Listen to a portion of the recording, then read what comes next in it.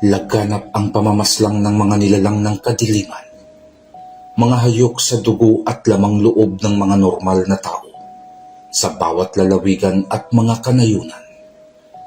Pati ang kabuhayan ng mga tao ay kanilang pinipirwisyo.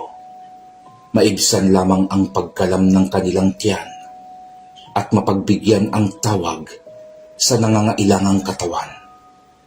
Labis ang takot na bumabalot sa mga tao tuwing sumusulpot ang misteryosong tribo ng aswang sa kanilang baryo.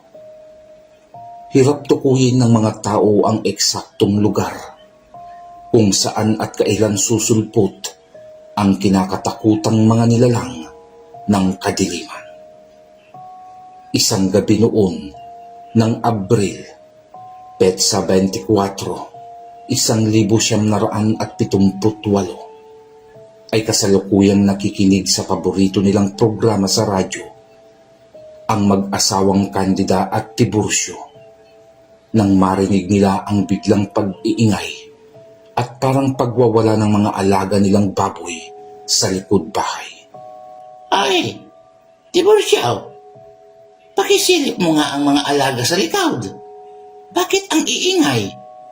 Hindi ka na naman yata nagpakain Abat, anong hindi naman? Hindi ko naman nakakalimutang pakainin ng mga alaga Bakit pala nag-iingay? Parang mga gutom. Puntahan mo nga para malaman kung bakit. Istorbo kang matanda ka.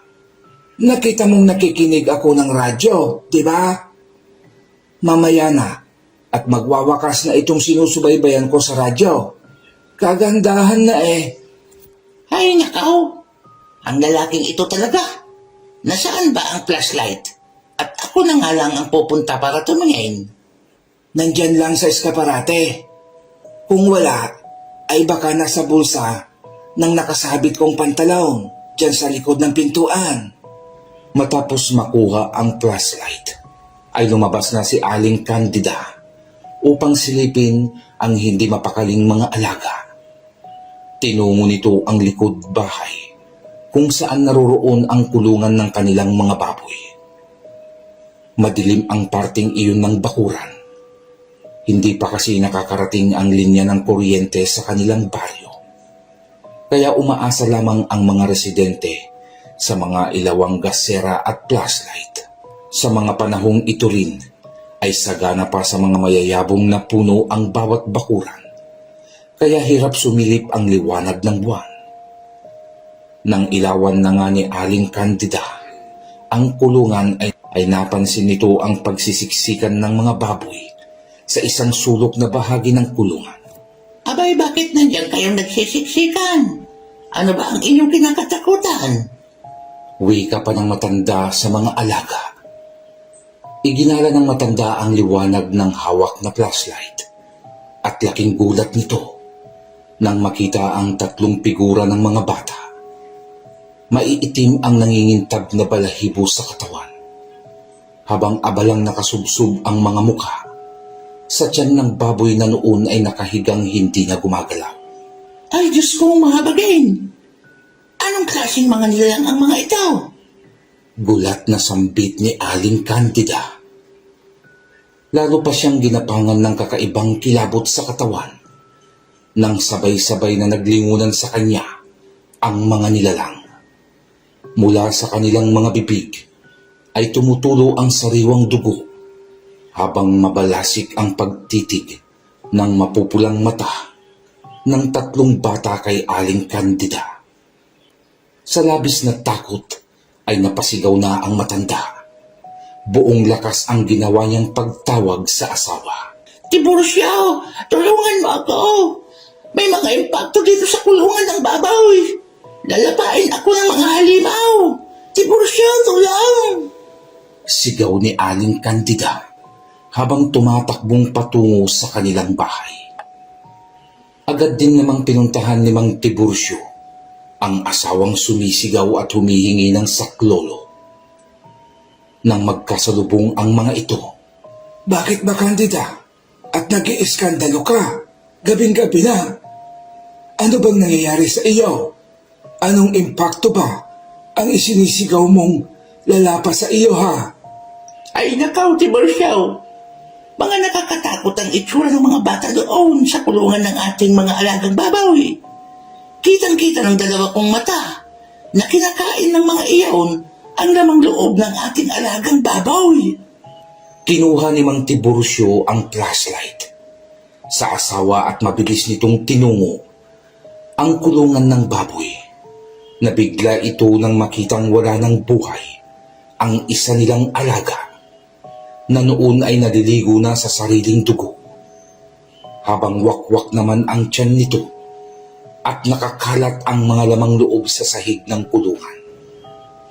Hinanap naman niya ang sinasabing mga bata, ngunit wala naman na siyang makitang mga bata doon.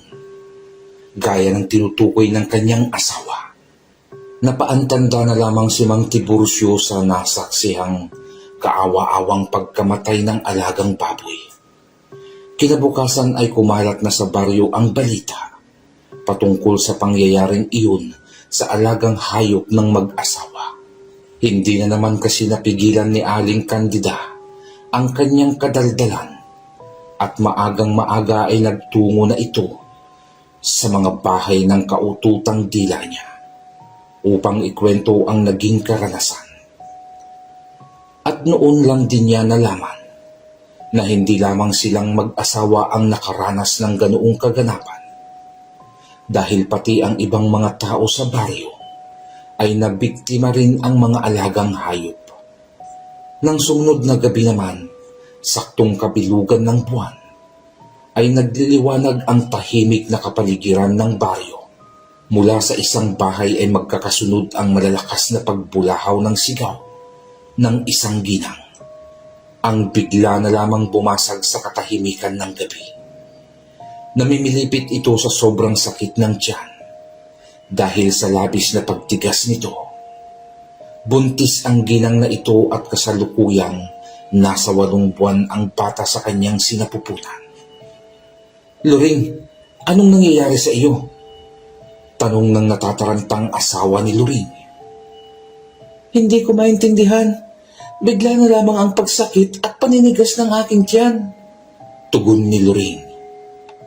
Junjun anak, bantayan mong mabuti ang iyong inay. Susubukan kong tumawag ng hilot. Baka may maitulong sa nararamdaman ng iyong nanay. Tumango naman ang 9 na taong gulang na anak. Binilinan pa niya itong ikandado ang pinto paglabas niya ng bahay. Nagmamadali na itong umalis. Sa paglabas niya ng kanilang bahay, ay diretsyo na itong naglakad. Kung kaya't hindi na nito napansin ang isang maitim na figura sa itaas ng kanilang bubungan. Tahimik lamang ang nilalang habang pinagmamasdan ang papalayong lalaki. Makalipas lang ang ilang minuto, ay nakarinig na ang batang si Junjun ng sunod-sunod na pagkatok sa nakakandado nilang pintuan. Dinig din nito ang boses ng ama na tumawag kung kaya't natutuwa at nagmamadali na nitong binuksan ang pintuan. Sa pagbukas ni Junjun ng pinto ay laking gulat nito nang hindi naman ang kanyang ama ang bumungad sa kanyang harapan, kundi isang mabalahibong nilalang na may nakakatakot na itsura. Kahawig kasi ng isang paniki ang muka ng nilalang na nasa kanyang harapan. Sa takot ng bata ay napasigaw ito habang umiiyak. Muli sana nitong isasara ang pintuan, ngunit malakas na itinulak iyon ng nilalang. Magkakasunod na kalmot ang iginawad ng aswang sa bata. Dugo ang bumagsak sa sahig na kawayan si Junjun. Sa nagdidilim niyang paningin, ay nakita pa niya ang pagpasok ng isa pang maitim na nilalang na mabilis na rin dinaluhong ang kanyang inang, kasalukuyang namimilipit sa sakit ng tiyan. Yun na lamang ang huling kaganapang nakita ni Junjun dahil ang sumunod na pangyayari ay puro na lamang katahimikan at kadiliman. Sa pagdating ni Celso, kasama ang tinawag niyang hilot, ay halos panawan siya ng bait sa nadat ng kalagayan ng kanyang mag-ina. Mga nakahandusay ang mga ito at parehas ng butas ang kanilang mga tiyan. Nakatirik ang mga mata at bakas sa mukha, ang matinding takot at hirap sa sinapit na kapalaran sa kamay ng malulupit na nilalang ng kadiliman. Nagwala si Celso. Binunot nito ang kanyang itak mula sa kaluban at lumabas ng bahay. Nagsisisigaw ito. Hinahamon ang mga halimaw na pumatay sa kanyang pamilya. Pilit naman siyang pinapakalma ng hilot, ngunit hindi na niya inintindi ang mga sinasabi ng matanda. Tumakbo patungong kakahuyan sa pinakadulo ng baryo si Celso at nawala na iyon sa dilim. Napaantanda na lamang si Aling Rosa at sinubukan na lamang manghingi ng tulong sa mga nakita niyang tao na nakasilip sa bintana ng kanilang mga kabahayan. Ngunit bigo ang hilot. Wala kasing tumugon sa kanya. Bagkus ay nagsarapa ng mga bintana ang mga ito. Sa inis ni Aling Rosa ay nagbanta ang matandang hilot. Sige, magtaro kayo sa inyong mga lungga at hayaan niyo na lamang ang kaawa-awa niyong kapitbahay na kahit man lang asikasuhin ang kanilang mga bangkay ay ayaw niyong gawin. Sa oras na may kailanganin kayo sa inyong panganganak, ay huwag niyo na rin aasahan ang tulong ko. Dahil gaya ng inyong ginawa, ay ibabalik ko ito sa inyo. Hindi naman nagtagal, ay isa-isa nang naglabasan ang mga kalalakihan. Halata ang takot sa mga tila nanginginig nilang tuhod at mabilis ang paglingon-lingon sa bawat kaluskos na marinig sa paligid. Pasensya na ho kayo, Aling Rosa. Kung hindi kami agad pumunta nang humingi kayo ng tulong. Natatakot ho kasi kami sa mga nilalang ng dilim. Kitang-kita ho namin ang mga itsura ng mga nilalang na sumalakay sa mag-ina ni Celso.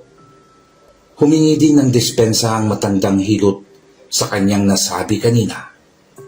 Nauunawaan daw naman niya ang mga ito kung bakit takot nang lumabas ng bahay ang mga tao. Huwag na lamang daw pansinin kung anuman ang kanyang nasabi at hindi rin naman niya matitiis kung may nangangailangan ng kanyang tulong.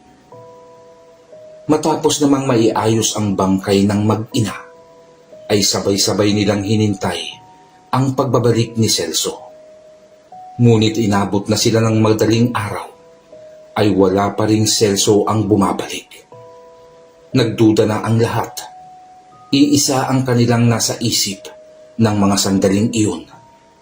Maaaring patay na si Celso. Sa pagsilip ng liwanag, ay nagkaisa na ang mga tao. Tinungo nila ang kakahuyan sa dulo ng baryo at sinubukang hanapin si Celso. Hindi naman nagtagal, ay nakita na nga nila si Celso. Ngunit isa na itong malamig na bangkay. Hawak pa nito ang kanyang itak, ngunit sintigas na ng bato ang tuyot na katawan nito. Hindi na talaga maganda ang nangyayari sa ating baryo. Mula nang sumulpot ang mga aswang. Ang mahirap nito ay hindi naman natin matukoy ang kinaroroonan ng kanilang tribo. Kahit pa si Mang Tiburcio, na magaling na albularyo sa ating baryo, ay nahihirapang matukoy ang kinaroroonan ng mga aswang. Wika ng isang lalaki. Wala kasing palatanda ang makita ang mga tao kung saang lugar nakatayo ang tribo. Hindi kagaya ng ibang aswang na makikitaan ng mga kubo ang kanilang lugar at may bakas ng mga pinagsigaan. Kaya marahil ay tinawag ito ng mga tao na misteryosong tribo ng aswang. Nang maiuwi ang bangkay ni Celso ay sabay-sabay na nilang inilibing ang buong pamilya. Hindi na nila iyon pinatagal dahil wala namang kamag-anak ang pamilya sa baryo. Lumipas pa ang mga araw ay nagsisimula na ring lumikas ng ibang bayan ang ibang residente. Samantalang ang iba naman ay nanatili pa rin sa baryo. Hindi kasi nila basta na lamang maiwan ang kanilang mga ari-arian, ang kanilang sakahan na namana pa nila mula sa kanilang mga ninuno. Ang ibang mamamayan ay naglakas na ng loob na hanapin ang tribo ng mga aswang. Tuwing kasikatan ng araw ay halos suyurin nila ang kagubatang malapit lamang sa kanilang baryo. Pero umuuwi lamang ang mga itong dismayado. Hindi kasi nila matagpuan kung saan naglalagi ang mga aswang na nanggugulo sa katahimikan ng kanilang pamumuhay. Hindi na naging normal ang pamumuhay ng mga residente. Maaga pa lamang ay nakakulong na sila sa kanilang mga tahanan at walang gabing hindi sila kinakabahan. Sa ganitong sitwasyon ng mga tao, ay mas naging malapit naman sila sa Panginoon. Nagkaroon sila ng panahon upang manalangin at magpasalamat sa Diyos sa bawat araw na sila ay gumigising na ligtas mula sa magdamag na pagkakatulog. Ilang ang tingero na rin ang sumubok na tulungan sila, ngunit wala ding nangyari. Nanatili pa ring misteryoso ang tribo ng aswang. Gayunpaman ay hindi pa rin nawawala sa mga taga-baryo ang pag-asang may darating pa rin isang tao na magiging tagapagligtas nila at pupuksa sa mga mababangis na nilalang ng kadiliman. Marami pang kababalaghan ang naganap sa magkakatabing nayon, ngunit tinitiis na lamang iyon ng mga tao. Katwiran nila ay ganun din naman ang mangyayari. Lilisanin nila ang kanilang baryo na kalaunan ay bibisitahin din ng mga aswang ang mga baryong kanilang lilipatan. Mas dinagdagan nila ang pag-iingat sa bawat gabing dumarating. Sa pag-iingat na ginagawa ng bawat pamilya ay hindi pa rin nababawasan ang nabibiktima. Meron at merong pamamaraan ang mga nilalang upang makakuha ng mabibiktima at mapagsasaluhan sa kanilang hapagkainan. Tiwalang kumikilos ng normal ang mga tao tuwing nakangiting nililiwanagan ng araw ang paligid. Buong akala nila ay sa gabi lang may kakayahang sumalakay ang aswang. Isang maling akala nagigimbal muli sa kanilang kamalayan. Isang tipikal na umaga nang magtungo sa kakahuyan ang magkapatid na Onyok at Silvia. Abala ang mga ito sa pangangahoy noon nang makaramdam sila ng tila mayroong nakasunod sa kanila. Nakaramdam ng kaba si Onyok. Tara na. Uwi na tayo, Silvia. Sapat naman na ang nakuha nating panggatong para sa 3 araw na panggamit. Pagyayaya ni Onyok sa nakababata nitong kapatid. Pero kuya, hindi pa nga puno ang sakong dala kong lalagyan ng kahoy. Tugon naman ni Silvia. Basta, tama na yan. Umuwi na tayo. At patanghali na rin naman para may magamit si inay sa pagluluto. Matigas na pagyayaya ni Onyok. Wala namang nagawa si Silvia kundi sumunod sa nakakatandang kapatid. Magkabuntot na naglalakad ang mga ito, palabas na sana sa kakahuyan, nang biglang tumili at umiyak si Silvia.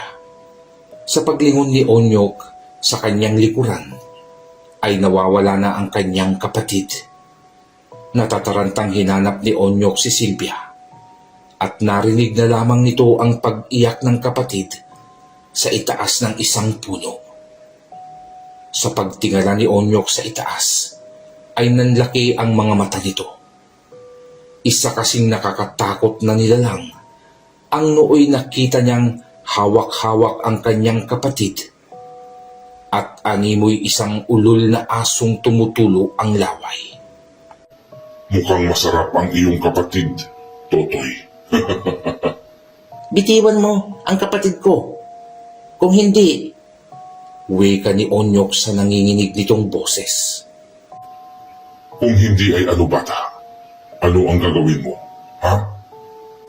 Hinugot ni Onyok ang itak sa kaluban. na nakatali sa kanyang baywang at buong tapang na sinambit sa aswang. Sinabi kong bitiwan mo ang kapatid ko at ako ang harapin mo. Papatayin kita. Matapang kang bata. Akala mo ay may kakayahan ka upang labanan ako?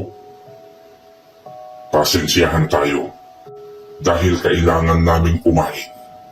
At ang mga katulad niyong sariwa ang masarap sa aming panlasa. Dahil ayaw bitiwan ng aswang ang kanyang kapatid, ay pilit inaabot ng itak ni Onyok ang nilalang. Nang walang ano-ano'y ngumisi sa kanya ang nilalang at isang mabilis na pagsakmal sa leeg ni Silvia ang ginawa ng aswang. Sumirit ang dugo mula sa liig ng kawawang bata. Natuluan pa sa mukha si Onyok ng malapot at mainit na dugo ng kapatid. Halos panawan ng ulirat si Onyok sa nasaksihan. Huwag kang mag-alala, bata. Dahil nakalaan ang katawan mo para sa aking mga anak at asawa. Sa pagkakasabing iyon ng aswang, ay bigla na lamang siyang tinalunan at pinagtulungan ng dalawa pang nilalang. Hayok na pinagpiestahan ng pamilyang aswang ang magkapatid. Dahil sa pahapon na noon, ay nagsimula naman ng gapangan ng kaba ang ina ni Onyok at Silvia na kanina pa naghihintay sa kanilang pag-uwi. Inihinto na nito ang ginagawang paglalaba at pinuntahan ang kapatid upang utusang sunduin ang kanyang mga anak sa kakahuyan. Nestor, maaari bang pakisundo mo sa kakahuyan ang mga pamangkin mo?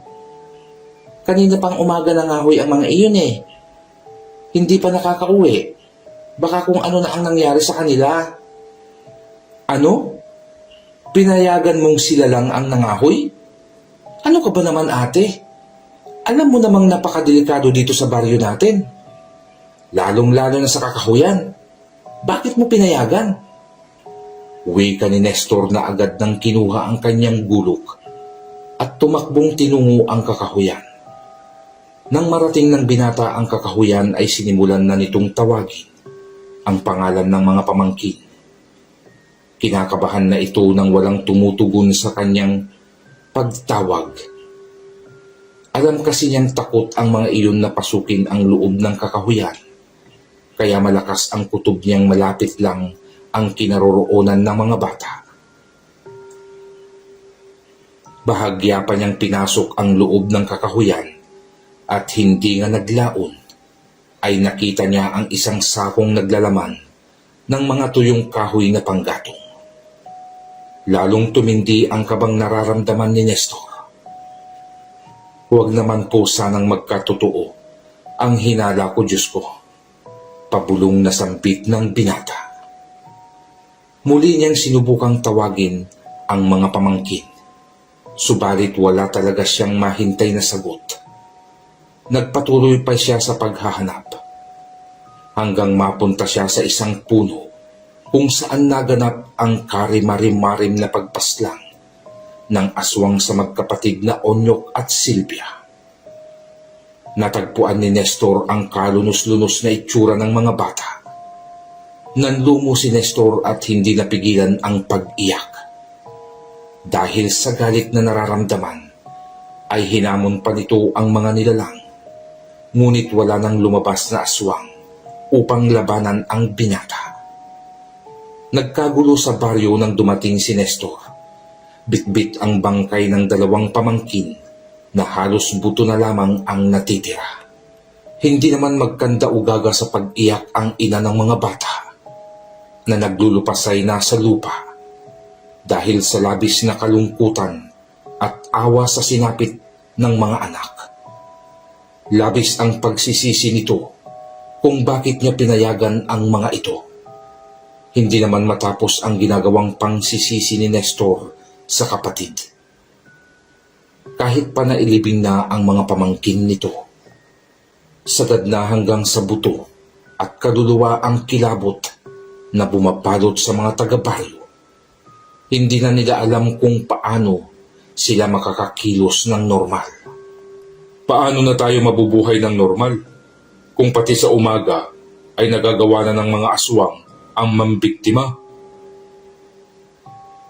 Iwasan na lamang nating puntahan ang mga lugar na alam nating maaaring nakaabang ang mga aswang at iwasang nag-iisa sa labas. Kailangan nating magtulong-tulong upang hindi basta-basta na lang tayo inaatake ng mga nilalang na iyon. Wika naman ni Mang Tiburcio.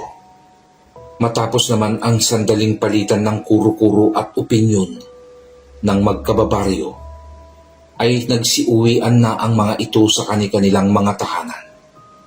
Papalatag na naman kasi ang dilim. Nang tuluyan ng kainin ng dilim ang paligid, ay nagsimula na rin ang nakabibinging katahimikan sa baryo. Tanging huni na lamang ng panggabing insekto ang maririnig. Sa bawat paghuni ng mga panggabing insekto, ay alam na nilang may mga nilalang na nag-aabang sa dilim, naghihintay ng kanilang maaaring mabiktima. Lumipas naman ang gabing iyon na naging maayos ang lahat. Walang pumasyal na mga nilalang sa baryo. Sa pagsapit ng umaga, ay bakas sa mukha ng mga residente ang tuwa dahil dininig ng Diyos ang kanilang panalangin. Abala noon ang mga kababaihan sa paglalaba at pagwawalis ng kani-kanilang bakuran, habang panay naman ang paglalaro ng mga paslit sa lansangan. Ang mga ilang kalalakihan naman ay nagkukumpuni ng kanilang bahay, habang ang iba naman ay gumagawa ng mas matibay na kulungan ng kanilang mga alagang hayop. Napatigil na lamang ang lahat sa kanilang mga gawain. Ang mga bata naman ay nagsipagtakbuhang pauwi ng bahay. Bakas ang pagtataka at takot sa mga mukha ng mga taga-baryo. Ang mga kalalakihan ay nagsama-sama. Hawak ang kanilang mga itak, ay inihanda ang mga sarili sa maaaring hindi magandang mangyayari.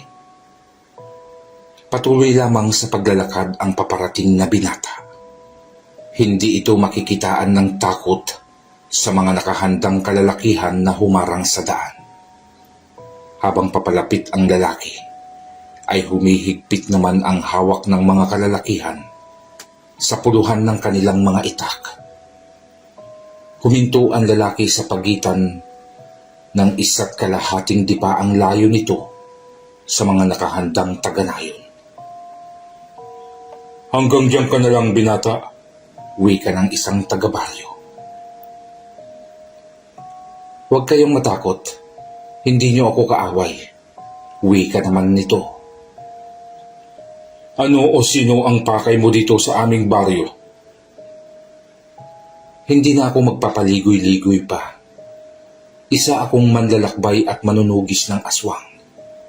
Naparito ako upang kayo'y tulungan. Isalba ang baryo nyo sa kamay ng mga halimaw. At paano mo na lamang kami nakakaranas ng pamiminsala ng mga aswang? Saan o kanino mo nalaman? Ilan sa kababaryo nyo ang sa aming nayon ay napadpad. Sila ang nagbalita tungkol sa paghahasik ng lagim ng mga makakaliwa. Tungkulin kong sinumpaan na tulungan ang mga taong nangangailangan. Yan ang dahilan kung bakit ako ay nasa inyong harapan. Kung ikay nagsasabi ng katotohanan, paano namin ito mapapatunayan na hindi ka huwad at isang manglilinlang? Hinugot ni Diego ang kaluban ng kanyang itak. Ipinakita niya ito sa mga tao. Gulat namang nagsihanda ang mga kalalakihan. Pagmasdan niyo ang hawak kong itak, ito ay gawa sa pilak. Isang uri ng bakal na labis kinakatakutan ng mga alagad ng kadiliman. At upang mas maniwala kayo, braso ko ay aking susugatan at tinitiyak kong hindi ko ito ikamamatay. Silugatan nga ni Diego ang kanyang braso. Kitang-kita ng mga tao ang pagtulo ng kanyang dugo sa lupa. Nagkatinginan ang mga kalalakihan at nagbulungan. Saglit ang naging katahimikan sa pagitan ng binata at mga taga-baryo nang magsalita si Mang Tiburcio. Yaman lang din na iyong pinatunayan ang tapat mong hangarin ay malugod ka naming tinatanggap sa aming baryong lugmok na sa hirap na dinaranas sa kamay ng mababangis na halimaw ng kadiliman. Pinatuloy nila si Diego at nagkaroon ng mahabang pagpapaliwanag sa mga malagim na kaganapan na dulot ng mga aswang. Matapos maisalaysay sa binata ang buong pangyayaring sinapit nila at ang pinagtatakahang misteryosong tribo ng aswang na hanggang ngayon ay hindi nila makita-kita, ay nangako si Diego sa mga tao na hindi niya iiwan ang baryo hanggat hindi niya napapalaya sa kamay ng mga aswang. Inalok ni Mang Tiburcio si Diego na sa kanila na muna manatili habang isinasagawa ang pagtugis sa mga nilalang ng dilim. Pumayag naman ang binata. Sa muling pagkagat ng dilim, ay nagpaalam si Diego sa mag-asawang Tiburcio at Candida na siya ay lalabas at ayaw niyang siya ay magambala. Tumango naman ang mag-asawa bilang pagtugon sa binata. Sinimulan na ni Diego ang pag-iikot sa baryo. Matyagang hinihintay ang paglabas ng mga aswang mula sa misteryoso nilang tribo. Ngunit ng gabing iyon ay walang pagsalakay ng mga nilalang. Sumapit na ang umaga, ay bigo si Diego na makakita ng aswang. Nagpasya na muna itong bumalik sa bahay na tinutuluyan upang ipahinga ang antok ng katawan. Matapos makakain ng almusal, ay nagpaalam na itong matutulog na muna upang maihanda ang sarili sa muling pagsikat ng buwan. Samantala sa misteryosong tribo ng mga nilalang ng kadiliman. Itay, ako'y nagugutom na. Ubos na halos ang lamang loob at laman ng 2 batang huli nating nabiktima. Kailan ba tayo muling kukuha ng pagkain? Tanong ng isang batang aswang sa ama. Sinabi ko namang medyo tipirin yung kainin ang imbak nating lamang loob at karne. Dahil maingat na ngayon ang mga tao. Simutin nyo na lang kung anong meron dyan. At sa makalawa, saktong pagbilog muli ng buwan, ay lalabas kami ng iyong tiyo upang mangaso ng tao. Tugon naman ng amang aswang sa anak. Kung bakit kasi inuunti-unti pa natin ang pagpaslang sa mga taga-baryo. Bakit hindi na lang natin biglain at iimbak na lamang? At makalipat na tayo sa ibang lugar. Nakakasawa na rin dito. Uwi ka naman ng kanyang asawa. Hindi maaari. Mas masarap pa rin kasi ang sariwang tao at hayop kaysa sa natapa o nagburo na ito. Tugon ng amang aswang sa asawa. Dahil sa narinig ng batang aswang na sa makalawa pa ang plano ng ama upang mambiktima ng taong makakain nila, ay nagpasya itong siya na lamang ang hahanap ng kanyang makakain. Hinintay nitong sumapit ang gabi at nang dumating na ang hinihintay na oras, ay maingat na itong tumakas at lumabas ng kanilang tribo. Pagpasok naman nito sa kanayunan, ay naging maingay ang mga aso sa paligid. Panay ang ginagawang pag-aalulungan ng mga ito. Patong-patong na kaba naman ang bumabalot sa mga residente ng mga sandaling iyon. Alam nilang magsisimula na naman ang isang malagim na gabi. Hindi pa naman kasi lubos ang tiwala nila kay Diego dahil hindi pa nila ito nakitang nakahuli o nakapatay ng aswang. Tahimik lamang na nakikiramdam ang mga tao sa loob ng kanilang mga bahay, habang ang nilalang naman ay marahan ng lumalapit sa mga kabahayan. Nilapitan nito ang isang kubo at parang butiking dumikit sa dingding na amakan.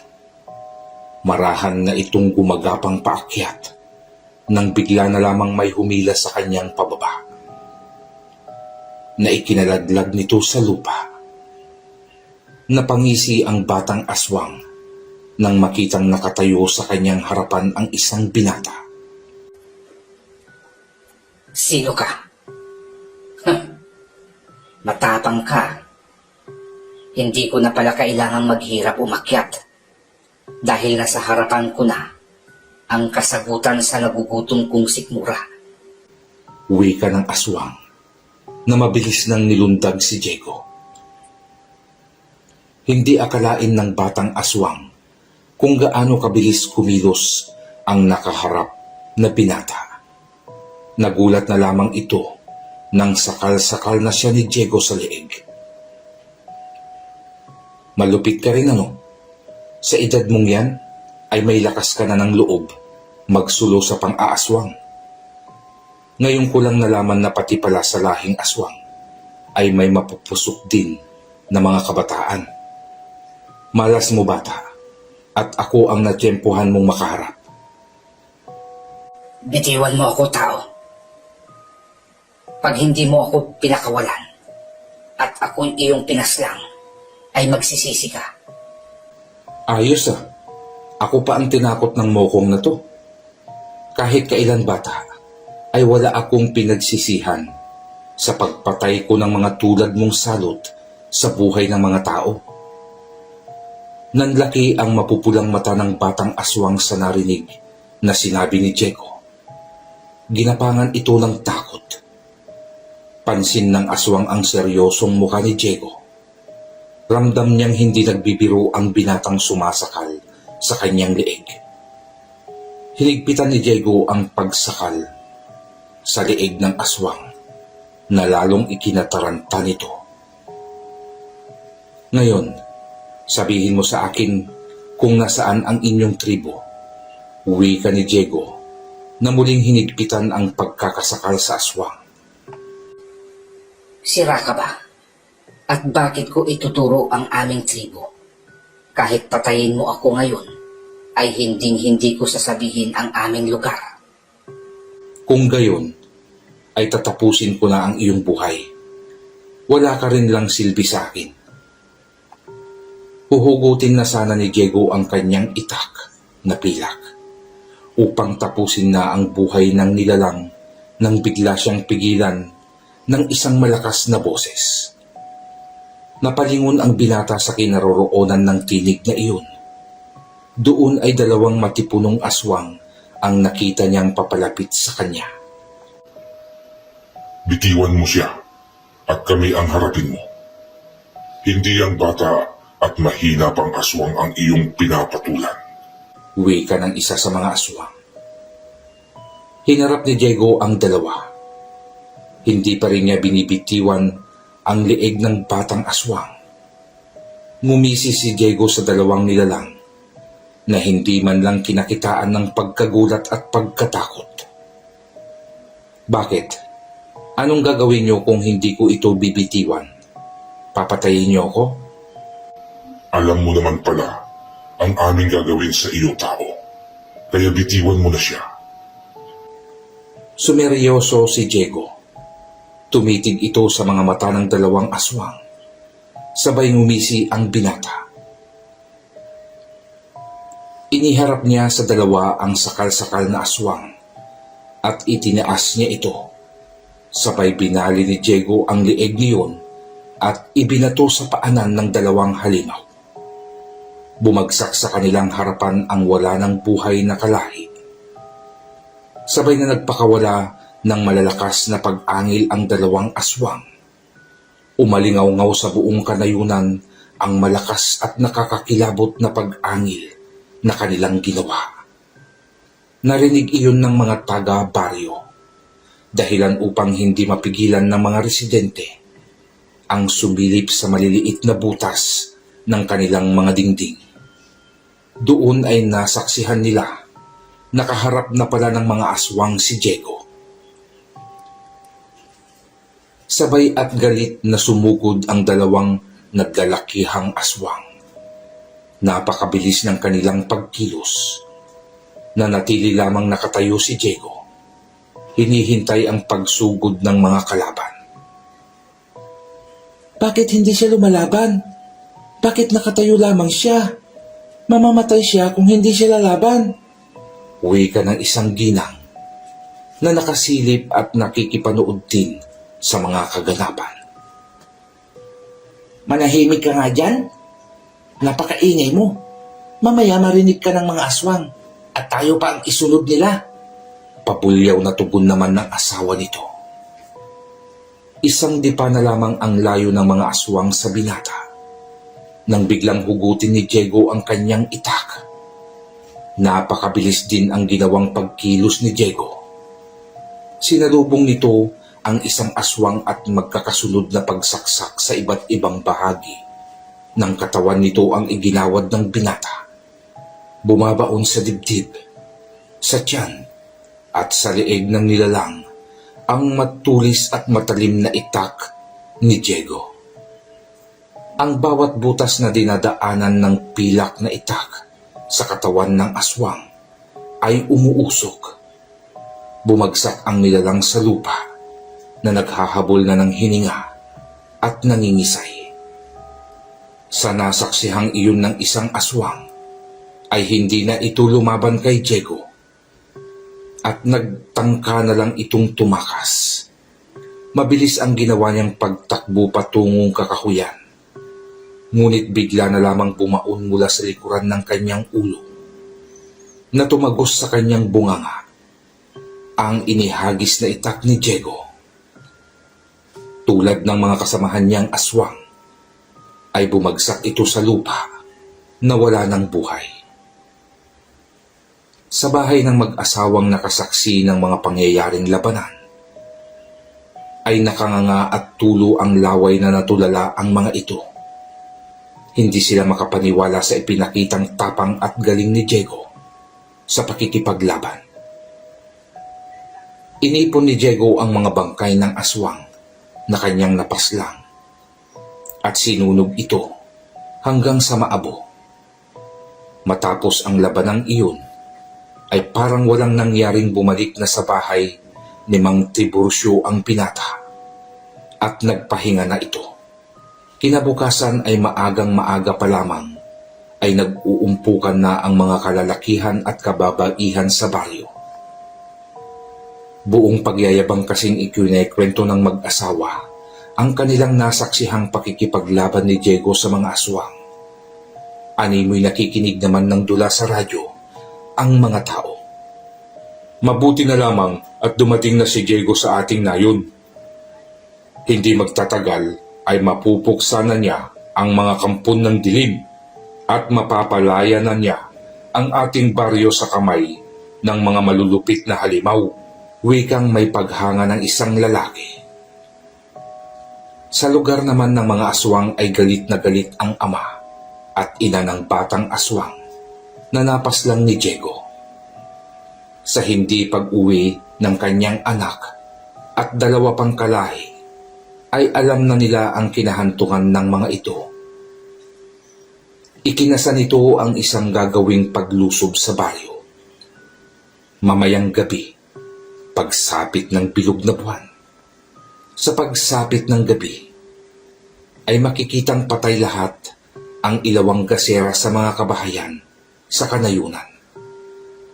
Nakaabang ang mga tao sa mga ginawa nilang butas sa mga dingding upang masaksihan din ang ikwinekwento ng kanilang kapitbahay na pakikipaglaban ni Diego. Nais kasi nilang masaksihan ang maaksyong pakikipaglaban ng binata, ngunit hindi ito mangyayari. Dahil ng gabing iyon ay may binabalak si Diego. Ito ay hanapin na mismo ang lugar ng misteryosong tribo na pinamumugaran ng mga kampon ng kadiliman. Nakita naman ng mga tao ang paglalakad ng binata sa kalsada, ngunit hanggang doon na lamang dahil si Diego ay nagtungo na sa dulo ng baryo kung saan naroroon ang kakahuyan. Malakas kasi ang hinala ng binata na naroon lamang sa kakahuyang iyon ang nagtatagong tribo ng mga aswang. Maingat siyang nagmanman nang marating niya ang lugar. Bawat kaluskos na marinig ng matalas niyang pandinig ay hindi niya iyon pinapalampas. Agad niya iyong tinitignan. Isang alitaptap ang umagaw sa kanyang atensyon. Napatitig doon si Diego. Pinagmasdan ang patay sinding liwanag na nanggagaling sa insekto. Lumilipad ito patungo sa isang malaking kahoy bundok. Ngunit bago pa iyon marating ng alitaptap, ay nawala ito sa paningin ni Diego.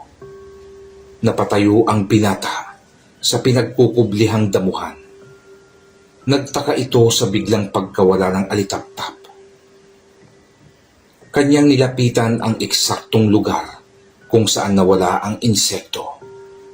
Pinagmasdan niyang mabuti ang lugar na iyon hanggang may mapansin itong kakaiba. Parang may salamin na nakatayo sa kanyang harapan. Sinubukan niyang hawakan iyon at laking gulat ni Diego nang tumagos ang kanyang kamay sa loob ng parang salamin. Naramdaman din niya ang kakaibang init doon. Anak ng kagaw. Kaya pala hindi makita ng mga taga-baryo ang lintik na tribong ito. Ay nakatago sa isang portal. Magaling din ang naisip ng mga aswang na ito Wika ng binata sa sarili. Naisipan niyang pasukin ang nadiskubring portal patungo sa tribo ng mga aswang. Ngunit bago niya iyon gawin, ay sinambit muna ni Diego ang isang orasyon bilang proteksyon niya sa sarili. At matapos makapagdasal ay buong tapang na niyang pinasok ang portal. Malaki ang pagkakaiba ng klema doon dahil napakaalinsangan ng kapaligiran at napakabaho ng amoy. Hindi pa nagtatagal ang kanyang paglalakad ay natanawan na niya ang mga nakatayong kubo ng mga nilalang na kasalukuyang nagkakaroon ng pagpupulong. Paikot itong mga nakaupo sa lupa at sa kanilang gitna ay isang nilalang na may ulo ng isang baboy ramo. Maiitim ang mga balahibo ng katawan habang nagtutulisan ang mga pangil sa nakausling mga nguso. Ay, sa wakas, ay natagpuan ko na rin kayo, mga pasaway na nilalang. Ang galing ng ginawa niyong estilo ng pagtatago, wika ni Diego, habang lumalapit ito sa kinaroroonan ng mga aswang. Gulat naman ang mga nilalang. Agad na nagsitayuan ang mga ito at hinarap ang papalapit na binata.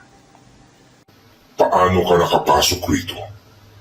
Paano mo nalaman ang sikretong lagusan ng aming tribo? Simple lang mga salot. Dahil lang sa tulong ng isang alitaptap, kaya ko natuntun ang inyong lungga. Ngayong nakita ko na kayo, ay hindi na kayo makakaligtas sa gagawin kong paniningil sa mga inutang niyong buhay ng mga inosenteng tao.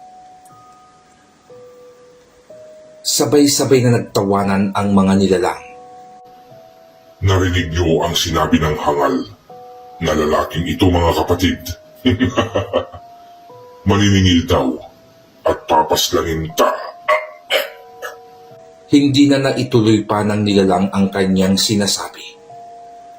Dahil sa isang iglap, ay tumarak sa dibdib nito ang pilak na itak ni Diego.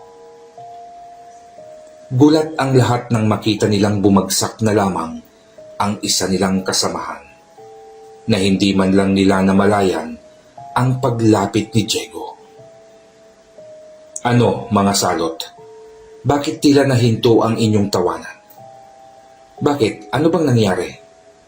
Wika ni Diego na sa pagkakataong iyon ay nakaupo na sa ibabaw ng malaking bato sa likurang bahagi ng mga aswang. Hindi makapaniwala ang mga aswang sa bilis ni Diego. Ngayon lang sila nakakita ng ganong kabilis na kalaban. Nagkaroon ng kaba ang kanilang mga dibdib. Ngunit hindi nagpahalata ang mga ito. Habang abala si Diego sa pakikipag-usap sa mga aswang, ay isang aswang ang biglang sumulpot sa kanyang likuran. Dahan-dahan nitong nilalapitan ang nakatalikod na binata. Hindi pa man ito nakakalapit sa kinaroroonan ni Diego, ay nagulat na ito nang biglang sabihin ni Diego, "Hoy, kuto ng demonyo, akala mo ba makakaisa ka? Akala mo hindi ko alam na nasa likuran kita? Ang lakas ng loob mo uwi ka ng binata." Sa pagkabigla ng nilalang, ay mabilis itong napaatras at lalo pa itong nanginig. Sa takot nang tumayo si Diego at nilingon siya ng binata. Bago pa siya makatakbo paalis, ay gumulong na ang ulo nito sa lupa. Muling nawala si Diego sa ibabaw ng bato. Tarantang hinanap ito ng mga aswang. "Narito ako mga buwang," uwi ka ng natatawang binata.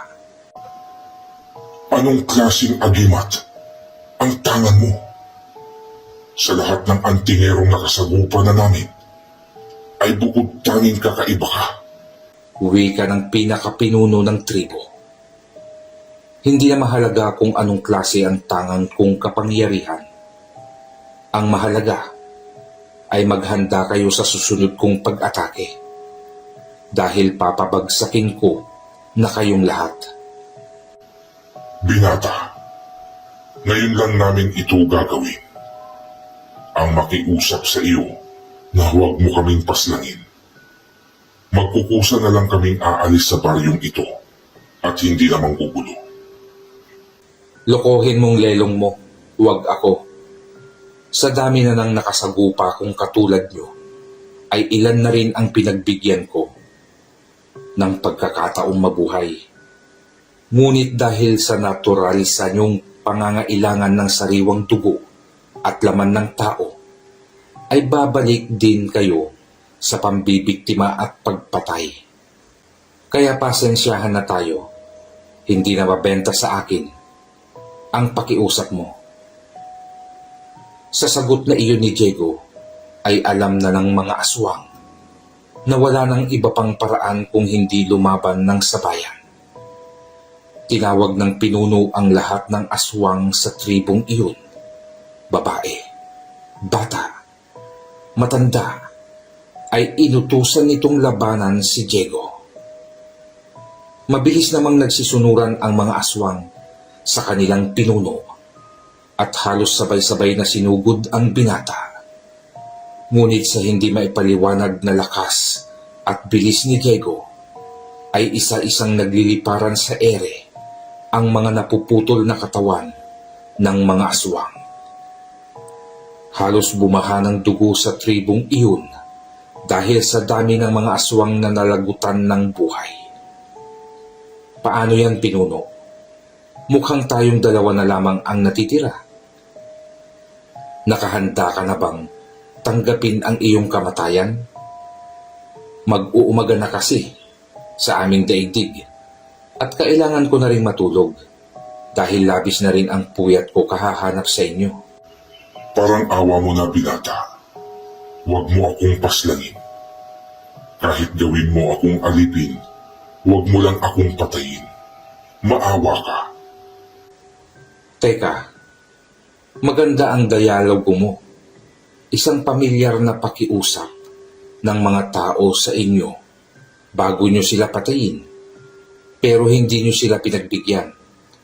Kaya pasensya ka na at hindi ko rin mapagbibigyan ang pakiusap mo. Yun na ang huling katagang narinig ng pinunong aswang ng misteryosong tribo. Dahil itinarak na ni Diego ang pilak na itak sa ilalim ng baba ng aswang na tumagos hanggang sa bunbunan nito. Yan ang nababagay sa inyo, mga kampon ng demonyo. Ngayon ay matatahimik na ang baryong ito na matagal nyo na ring pinahihirapan. Nakaganti na rin ang mga taong pinagkaitan nyong malasap ang tahimik na buhay sa mundong ibinigay ng Panginoon. Wika ni Diego. Bago umalis si Diego ay pinasok pa nito ang bawat kubo. May ilang kubo siyang pinasok na may lamang sanggol, pero hindi niya iyon pinatay. Hindi ko kayang pumatay ng mga nilalang na walang kalaban-laban. Hihintayin ko na lamang ang inyong paglaki. Kung buhay pa ako at malakas sa mga panahong iyon, ay magkakaharap pa tayo. Ngunit kung ako'y kukunin na ng Panginoon, ay ang tagapagmana na lamang ng agimat ko ang inyong makakaharap. Yan ay kung makakaligtas kayo sa pagsasara na gagawin ko sa portal ng inyong tribo. Wika ni Diego. At bumalik na ito sa mundo ng normal na tao. Isang uri ng Latin na orasyon ang kanyang sinambit na siyang nagpasara sa lagusang pinagtataguan ng tinaguriang misteryosong tribo ng aswang. Tahimik na naglakad si Diego patungo sa bahay na tinutuluyan. Matapos makapaglinis ng katawan, ay nagpahinga na rin ang binata. Pagsapit ng umaga, ay hiniling nito kay Mang Tiburcio at Aling Candida na magpatawag sila ng isang pulong at kanyang ibabalita ang resulta ng kanyang misyon. Ginawa naman iyon ng mag-asawa. Labis ang tuwa ng mga tao nang malamang napuksa na ni Diego ang mga aswang at naisara na ang lagusan. Normal nang muli ang magiging pamumuhay nyo sa inyong baryo. Wala nang gagambala sa inyo. Ngayong tapos ko na ang aking misyon, ay magpapaalam na ho ako sa inyong lahat at may mga baryo pang naghihintay sa aking tulong. Baka naman pwedeng ipagpabukas mo na ang iyong pag-alis, iho, at hayaan mo namang makapaghanda kami ng maliit na salo-salo. Nakasama ka namin bilang pagpapasalamat namin sa iyong ginawang pagtulong at kabayanihan. Wikang hiling ni Mang Tiburcio.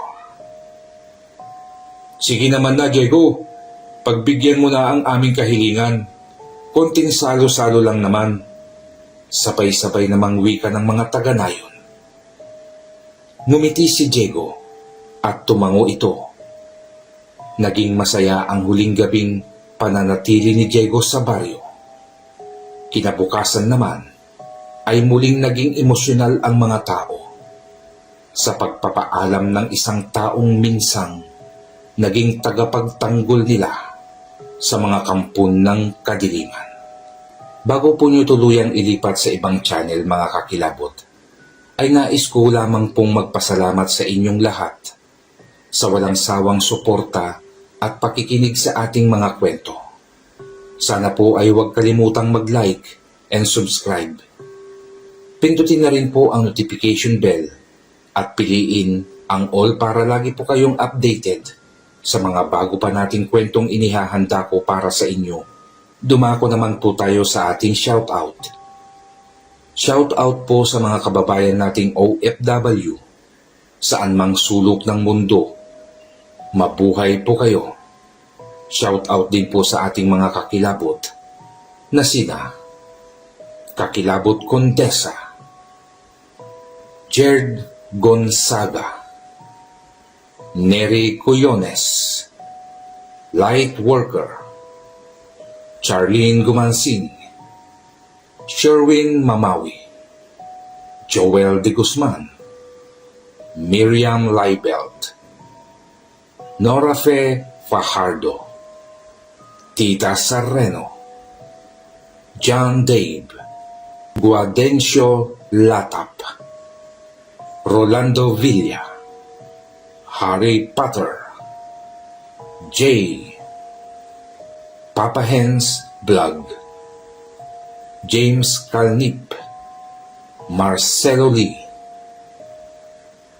Marjorie Swalog, Pedro Tampos, Asili Gumban, Marlon Candelario, Jocelyn Dimla from Merla Beauty Salon, KSA.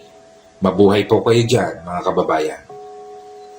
SG Fad, Corazon Clemente, Glenn Soldevilla, Mardy Suzuki, Lynette Reparado, Catherine Ann Garcia, Bebot Beltran, Leonarda Mendoza, Lala Santos, Emiliano Rapols, Reynaldo Piñon, Jose Malagad, Ricardo Sauce, Adelfa Aganon, Bahakuk Utut from Butuan City, Roland Dungco, Emil Bautista, Rexy B. Dolores, Teresita Batuha from KSA. Mabuhay po kayo dyan. Grisel Jumawan, Mike Roslin, Lelani Gonzales, Felix Pilotia, Robert Guiñares, Ronilo Lopez, Bemac TV Show, Daddy Buckley, Concepcion Gomok, Pinoy in Iceland. Mabuhay po kayo, mga kababayan. Marciano de Torres and family from Calapan City. Hello po sa mga taga Calapan. Vintag Daghuy. Muli po ay maraming salamat po, mga kakilabot. Ingat po kayo palagi and God bless po sa lahat. Amen po.